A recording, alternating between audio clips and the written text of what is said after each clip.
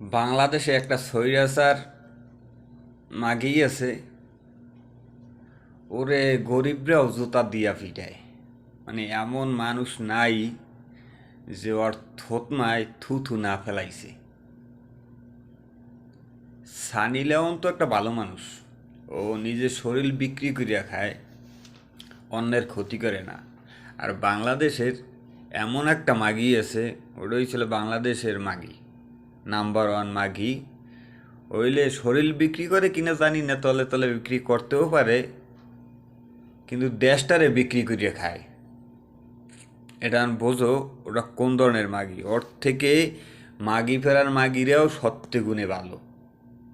আজ পড়বাস আইসি, বাড়ি ঠিক মতন কথা কইতে পারি না, আশায় বিষায় মানুষগুলা মারছে, নিজের সেনাবাহিনী নিজের পুলিশ দিয়ে মারাইছে।